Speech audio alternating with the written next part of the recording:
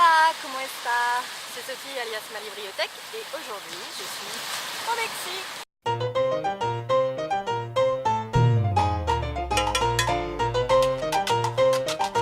¿Y qué pasó?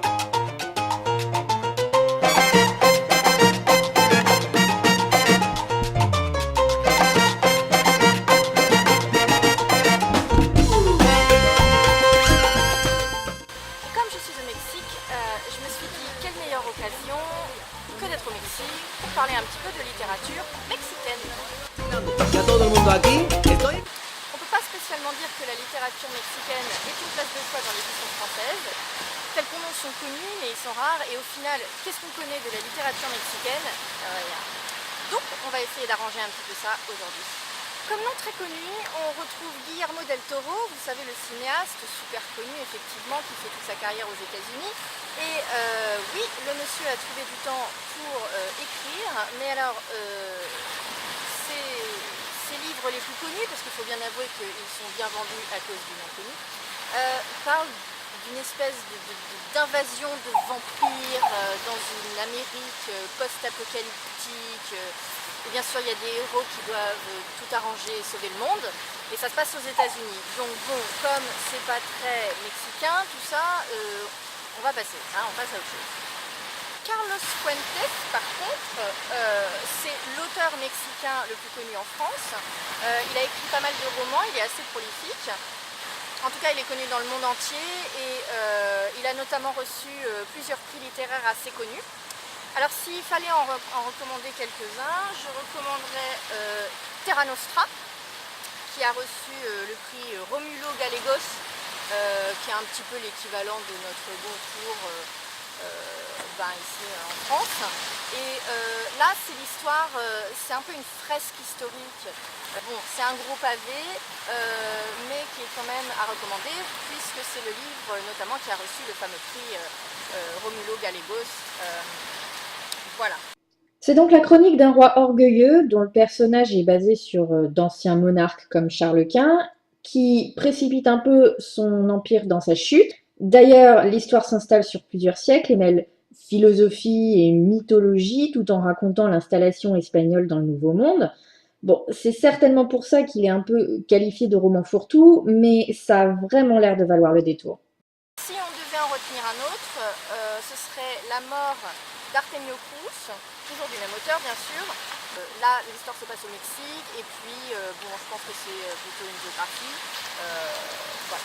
Grâce à une biographie fictive, le roman développe les grands moments qui ont formé le Mexique d'aujourd'hui, notamment la révolution des années 1910. Il est considéré comme une œuvre majeure de la littérature latino-américaine. On a donc de quoi faire avec Carlos Fuentes. Passons maintenant à Laura Esquivel. Alors elle a publié Chocolat amer. Et en fait ce livre s'est vu adapté en film et c'est comme ça que ses ventes ont grimpé en flèche, notamment en France.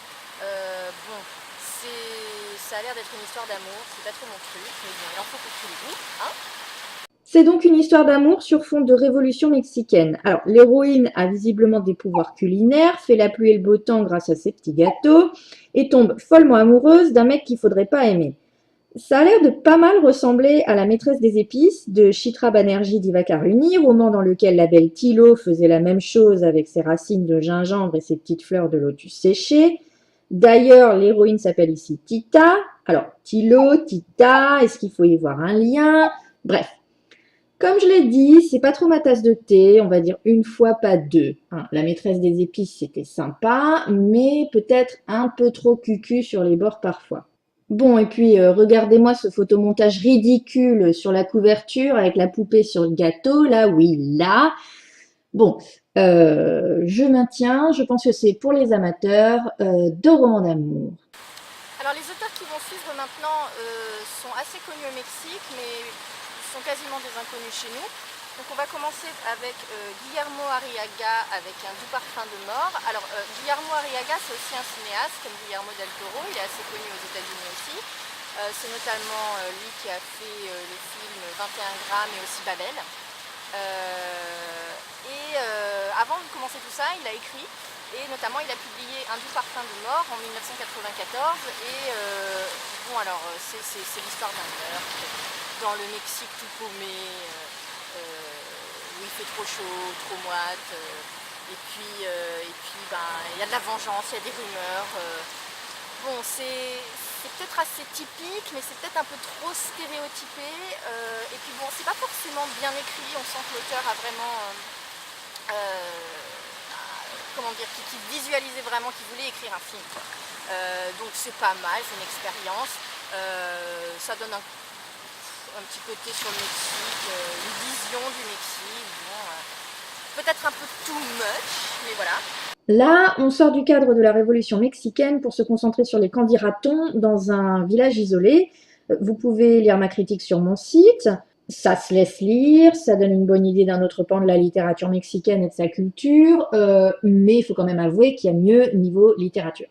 Alors comme autre auteur pas mal connu au Mexique et ils disent qu'il est assez prometteur, c'est David Toscana et là c'est El Último Lector. Et je sais, mon espagnol est assez inexistant. Là aussi, ça se passe dans le Mexique assez profond, assez moiteux, assez tout paumé, et ça parle aussi d'un meurtre. Mais c'est bien écrit déjà, et puis l'angle est assez original parce que c'est pas raconté un peu comme tous les autres bouquins, c'est plutôt du point de vue d'un lecteur qui a lu beaucoup, et donc il y a pas mal de références à des livres, pas forcément connus. Mais c'est assez original, c'est bien écrit. Donc j'ai commencé à le lire et je vous le recommande. Très prometteur effectivement le Toscana. Son œuvre rejoint l'univers de l'imaginaire et du surréel cher aux grands écrivains latino-américains tels que Gabriel García Márquez. Bon, c'est pas une littérature facile d'accès, mais c'est une littérature de qualité. Vous pourrez d'ailleurs trouver ma critique sur mon site. Alors un autre livre qui donne envie, c'est Moi la fille qui plongeait dans le cœur du monde de Sabina Berman, et d'ailleurs c'est apparemment la suite d'un autre livre du même auteur qui s'intitule Moi, tout simplement. Et apparemment c'est l'histoire d'une jeune handicapée mentale qui voit un petit peu le monde d'une manière bien particulière. Ça a l'air intéressant. Intéressant, ça c'est sûr, parce qu'il promet de l'original et de la fraîcheur. Alors Karen est autiste et voit le monde bien différemment des autres. C'est un récit décalé qui met en exergue les capacités extraordinaires des autistes qui sont loin d'avoir rien dans le cerveau. Ça a l'air d'être un moment philosophique à découvrir et qui fait vraiment envie. Et puis si on doit s'attarder sur une personnalité mexicaine bien particulière, ce serait sûrement Frida Kahlo. Alors notamment, voici sa biographie, l'une d'entre elles. Celle-ci est écrite par Hayden Herrera. Et c'est la plus vendue et la plus connue chez nous. Ça vaut le coup d'en savoir un peu plus sur une figure incontournable du Mexique et puis de l'art aussi. Et puis pourquoi se priver d'une biographie intéressante et informative. Cette biographie est la plus connue pour la simple et bonne raison que Hayden Herrera est LA spécialiste de Frida Kahlo. D'ailleurs, son travail a été présélectionné pour le prix Pulitzer de la biographie dans les années 80. Et puis, il faut noter que le film de 2002 avec Salma Hayek est basé sur son livre à elle. Bref, une valeur sûre dans le domaine.